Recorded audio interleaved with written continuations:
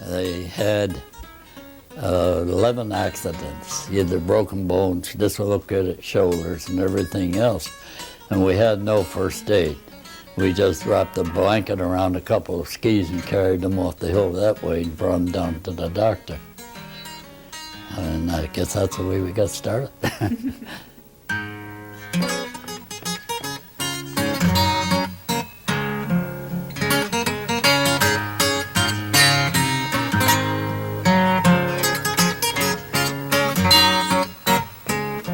Well, my brother and two other guys went up to the Olympics in 1932 at Lake Placid. And coming down, they were talking about it, and they decided maybe we could build one here in the Catskills. So they got my mother to donate 7 acres of land to the state as a park. And it was a village dump. At the bottom, we got the New York Central Railroad interested to run trains up. They were had an experiment for them too, and it worked out good.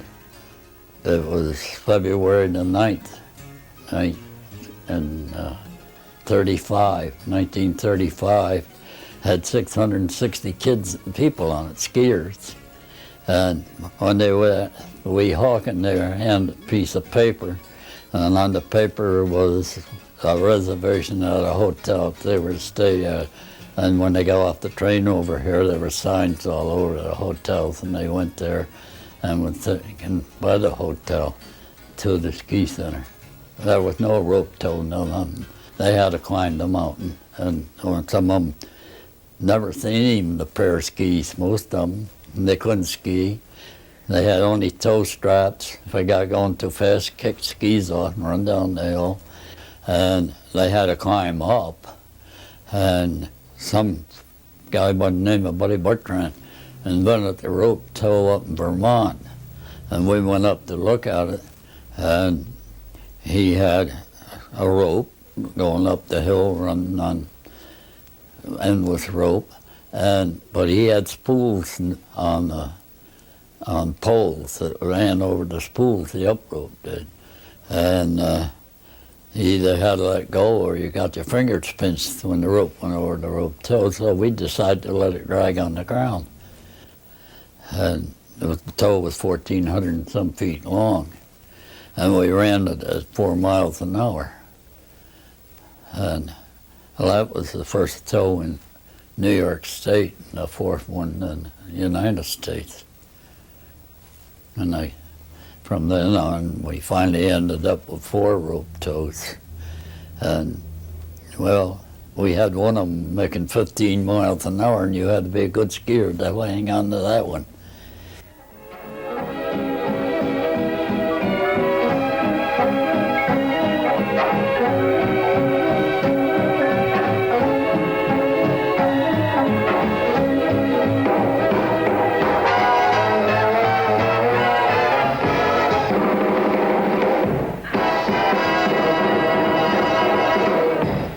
We ran for quite a while. The trains ran up to the war every year. One year, I know we had 10 weekends, 20 days of skiing, and that would, when they had 40 trains, they run 2 trains every week. And then during the war, we shut right down. Oh, they allowed us enough gas to run 1 tow for half a day, and we would start it up and put a notice paper. We would run for half a day, free, never charged anybody. We run free for a half a day or 2. We run out of gas, sometimes run a little more than half a day, and then sometimes a little less, according to how much I needed from a car. The ski train on Sundays had Saks Fifth Avenue had an equipment car on it, and they also had a dining car on it, and they parked that at the bottom of the slope.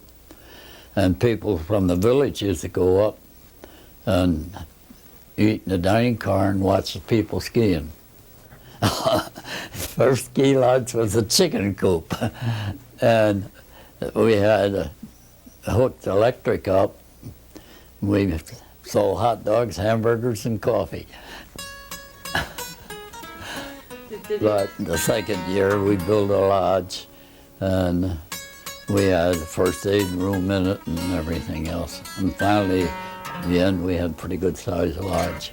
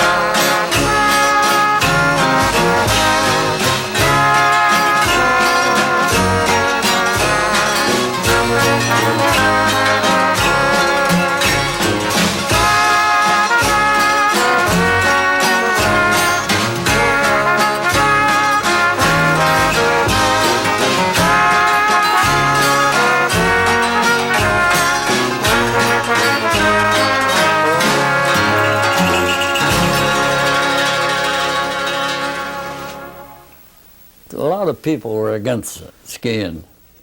I mean, we disturbed their lives to save us tubing is today. There are a lot of people in town here tubing. But I remember coming out of the Phoenician movies one night, it was snowing, and I threw up my hands in the air, said, "Ah, pennies from heaven." And some woman said to me, "Who the hell do you think you are, God?"